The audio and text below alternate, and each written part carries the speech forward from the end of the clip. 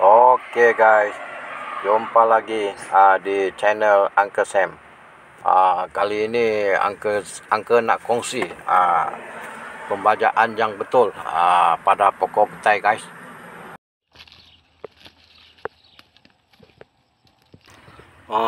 Ini dia guys pokok petai.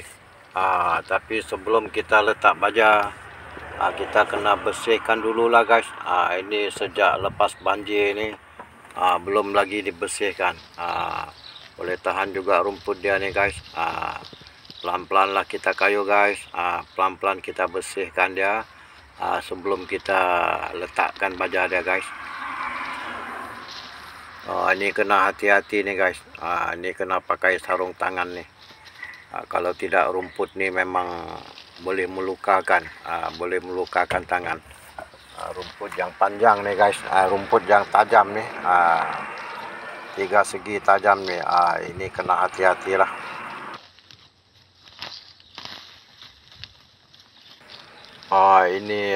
Ini yang besar nih, yang tak boleh cabut. Kita cantas dia guys, kita cantas dia dengan parang guys.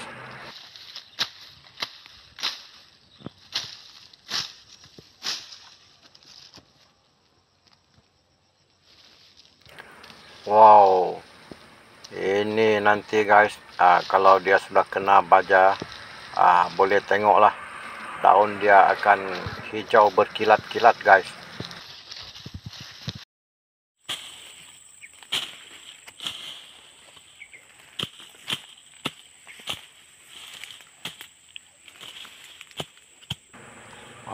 Sini ada banyak pokok miding guys, pokok miding nih. Tapi apakan daya, kita terpaksa buang dia lah karena kita nak bersihkan sekitar kawasan pokok petai ni. Ni pun pokok miding nih guys. Banyak pokok miding guys di sini.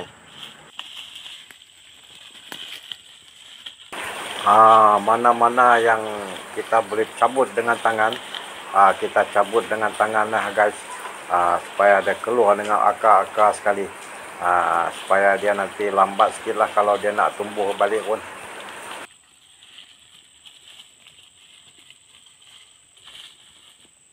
Ini dia sahabat, separuh sudah siap. Tinggal lagi separuh lagi, baru kita boleh letak baja dia nanti guys.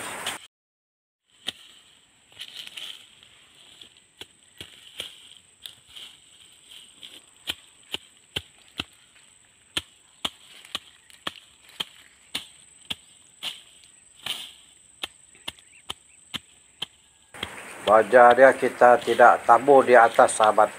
Baja dia nanti kita akan korek lubang, dan kita akan tanam supaya dia boleh bertahan lama.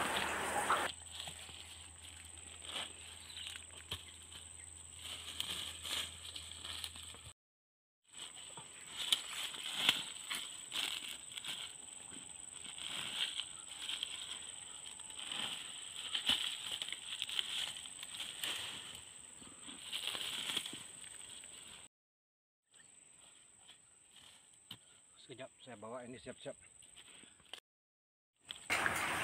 Ini dia, ini baja dia guys dalam baldi ini. Baja tai ayam lah guys. Oke, kita akan korek lubang dia. Kemudian dalam lubang ni kita akan letak baja dia lah guys. Kita letak baja, kemudian kita tutup semula, supaya baja ni tak hilang lah. Dia memang ada di situ saja. Inilah cara untuk jimatkan baja guys. Oke, sekian saja perkongsian dari Uncle untuk kali ini. Jumpa lagi di next content guys. Thank you for watching.